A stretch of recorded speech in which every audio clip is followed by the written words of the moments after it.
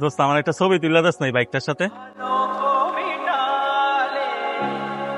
এবার সর, গাড়ি দেখলে গাড়ির মধ্যে ছবি তুলতে হয় পরে।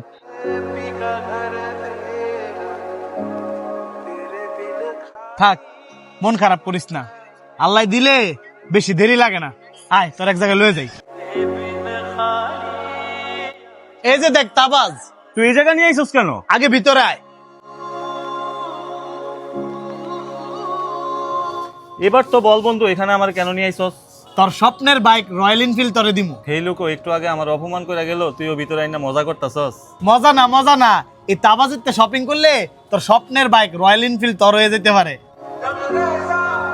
এখান থেকে শপিং করলে আমার স্বপ্নের রয়্যাল এনফিল্ড বাইক আমার হয়ে যেতে পারে? অবশ্যই, এই তাবাজ থেকে তুই 5,000 টাকা শপিং করলে একটা স্ক্র্যাচ কার্ড পাইবি। স্ক্র্যাচ কার্ড দিয়ে আমি কি করবো? আরে বুকা, এটার ভিতরেই তো আছে রয়্যাল এনফিল্ড বাইক। শুধু যে বাইক পাইবি তা না, এটা গোসলে নিশ্চিত একটা না একটা পুরস্কার পাইবি।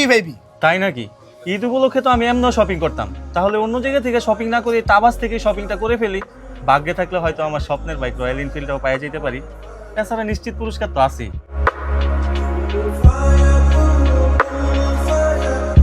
স্যার আপনার প্রোডাক্ট, এই যে আপনার স্কেচ কার্ড। বন্ধু এটা তুই গস, আমি ওইদিকে যাই। দোস্ত গোসটা শিখিলাম, বিসমিল্লাহ।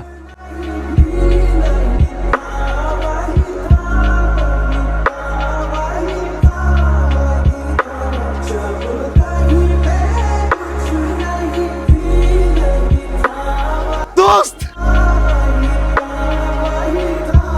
তোর তো কপাল খুলে গেছে, বলছিলাম না যদি তোর ভাগ্যে থাকে অবশ্যই পাইবি।